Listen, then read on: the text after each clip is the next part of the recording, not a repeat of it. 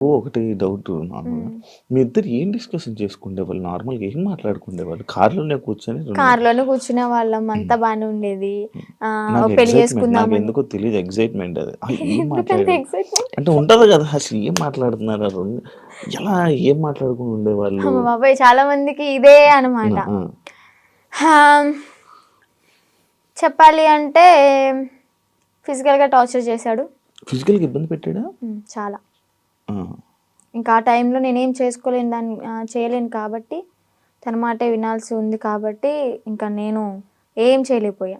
హ్మ్. జస్ట్ ఏడ్చుకుంటూ ఉండేదాన్ని.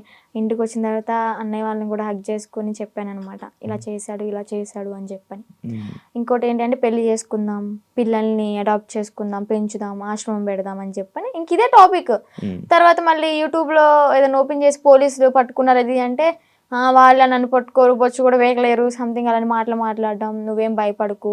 ఒకేళ వాళ్ళొచ్చి పట్టుకున్నా గాని నువ్వు ఇంటికెళ్ళావు అంటే, హ్మ్. మీ అన్నయ్య, మీ అమ్మ, మీ నాన్న నిన్నైతే చంపేస్తారు. బతకనివ్వరు.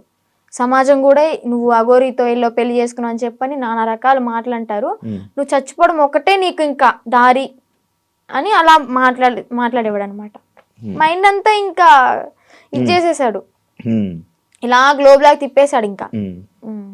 ఏంటి ఇన్ని 2 నెలలు ఇవే మాట్లాడుకున్నారా? ఇంకేం మాట్లాడుకుంటాం మేము మరీను. ఆ! మీరు అడగడం కూడా ఆ! అలానే ఉంది. నార్మల్ 2 నెలలు ఇవే మాట్లాడుకున్నారా అని ఇవే 2 నెలలు. మాట్లాడుకున్నాం. ఆ! గుళ్ళకెళ్తుంటారు కదా! హ్మ్. నార్మల్‌గా. మీకు ఎంట్రీ బాగుండేదా? ఆ! మంచిగా. అవునా? అంటే కొంచెం ఫేమస్ కదా మరి. నార్త్ సైడ్ అయితే ఇంకా ఫేమస్ ఇక్కడేమో గాని. హ్మ్. నార్త్ అవును. సైడ్ అయితే రోడ్డు మీద కనిపిస్తే చాలు, హ్మ్. ఎంత ఎండైనా సరే రోడ్డు సరసర కాలిపోతున్నా గాని పడుకొని పొర్రు దండాలు పెడుతున్నారు. ఏమనుకునేదానివి అప్పుడు? అప్పుడు అంటే మంచి ఫేమ్ ఉంది. అయ్యో! ఇంత ఫాలోయింగ్ ఉందా? ఇంత మంచి భక్తి ఉంది ఈయనకి అని చెప్పని అనుకున్నా అనమాట. ఆ! ఆ! తీరా చూస్తే అంతా బుస్సే. ఆ కారు కూడా గిఫ్ట్ వచ్చింది గారేనా? చెన్నై తమిళనాడులో వాళ్ళు ఇచ్చారంట. వాళ్ళు కూడా ఇలాగే భక్తులనమాట. డివోటీస్. కార్‌లోని పుర్రెలు అన్నీ ఉన్నాయి. డూప్లికేటా? నిజమే అవి. కాకపోతే ఏంటంటే ఆ పుర్రెలతో పాటు నేను ఏమంటూ నాకు పరిచయమయ్యాడో, నాతో పరిచయం పెట్టుకున్నాడో గానీ, నిజంగా ఆడి కర్మకి ఆడే అంటే వాడికి పోయి వాడే తెచ్చుకున్నాడనమాట. ఆ! ఆ! ఆ పుర్రెలు ఎలా అంటే ఎవరు పడితే వాళ్ళు తీసుకోకూడదు. హ్మ్. వీడేంటి శ్మశానంలోకెళ్ళి అయి పట్టుకునేంత ధైర్యం ఉందేమో గానీ, అయి పట్టుకున్నంత మాత్రం వీడికి శక్తులేం రావు. ఇదేం కాదంట. ఆ పుర్రెలకు కూడా ఒకటుంటది. వాళ్ళ కర్మలు ఏవైతే ఉంటాయో, అంటే చనిపోయిన వాళ్ళ పుర్రెలు ఉంటాయి కదా! హ్మ్. ఆ పుర్రెలు బాడీ కాలిపోవచ్చేమో కానీ కర్మలైతే ఎక్కడికి పోవు వాళ్ళవి హ్మ్. చనిపోయినా గానీ. హ్మ్. హ్మ్. వాళ్ళ పుర్రెలో ఎవరెవరియో తెలీదు. పెట్టుకున్నాడు. వాళ్ళ కర్మంతా చుట్టుకుంది. హ్మ్. ఇప్పుడేం చేస్తున్నాడు? ఇంట్లో కూర్చొని ఒరిజినల్ మూల అవి. కూర్చునున్నాడు. ఒరిజినలా? ఒరిజినలే. పౌడర్ ఏదో పాండ్స్ పౌడర్ అంటారు. పాండ్స్ పౌడర్ కాదు విభూది. శివాలయంలో ఉండేవి అవి. ఆ అలాంటి విభూ విభూది. భస్మి అంటాడు ఆ! గానీ, ఆ! ఆ! భస్మి కాదు. కాదు కదా! విభూది. నువ్వు కూడా రాసుకున్నావు ఒరిజినల్ కదా! భస్మి నేను టచ్ కూడా చేశా. తీసుకెళ్లారా? అహా! ఆ! అది పరిచయం అవ్వక ముందే నేను ఇవన్నీ తీసుకొనెళ్లి అఘోర చూపించారా? దీక్ష తీసుకున్నాను. ఒక 2 ఇయర్స్ దీక్షలో ఉన్నాను. నువ్వెళ్ళావా శ్మశానానికి? సెట్ టైంలో నేను శ్మశానానికెళ్ళాను, సాధన చేసుకున్నాను, భస్మి పట్టుకున్నాను. హ్మ్. కాళీమాత అమ్మవారిది సాధన చేసేదాన్ని. హుహు. మంచి పవర్‌ఫుల్ అనమాట. రిజల్ట్ కూడా ఉంది. ఈయన. డాడీ హెల్త్ ఇష్యూ క్లియర్ అయిపోయింది. ఆ! ఆ! పరిచయం అవ్వకపోతే ఇప్పటికి కూడా ఎర్లీ మార్నింగ్ 4కి లేచి దీపం పెట్టుకుని ఇంట్లో సాధన చేసుకుంటూ ఉండేదాన్ని. ఈవెన్ ఫ్యూచర్ కొంతమందికి హెల్త్ బాగోపోయినా కానీ సాధన వల్ల తగ్గిపోతది. హ్మ్. ఫ్యూచర్ కూడా మనకు తెలుస్తది. నమ్ముతున్నావా ఇవన్నీ? అలా కొన్ని జరిగినాయి కాబట్టే నమ్ముతున్నా. మీ నాన్నగారిది అనేది జరుగుతున్నవా? మా అదొక్కటి జరిగిందా? నాన్నగారికి బ్రెయిన్ స్ట్రోక్ అండ్ పారాలిసిస్ 2 ఒకేసారి వచ్చినాయి. హ్మ్. ఏ హాస్పిటల్ తీసుకెళ్ళినా తగ్గదన్నారు. హ్మ్.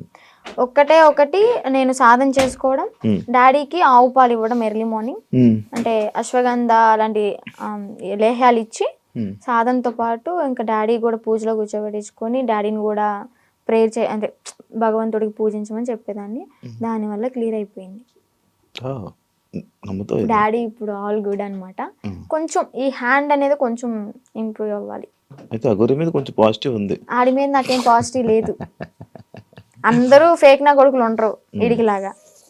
ఇప్పుడు ఎవరైనా ఉన్నారా మన మనసులో సింగిలా? Solo? Solo life is so better. అంటే ఇప్పుడు నీకు ఏదైనా బాధ అనిపియదా వర్షిని? లైక్ నాకు పెళ్లి అవుతదా? నాకు బాయ్ ఫ్రెండ్ లైక్ లవ్ చేసుకోవచ్చా? నన్ను ఎవరైనా చూస్తారా? అని ఏమనిపియదా? చూడడానికే చూస్తారులే. కొంచెం చూస్తారులే. అందంగా లేకపోయినా కొంచెం ఆ! పర్లేదు ఆ! కదా! ఆ! ఆ!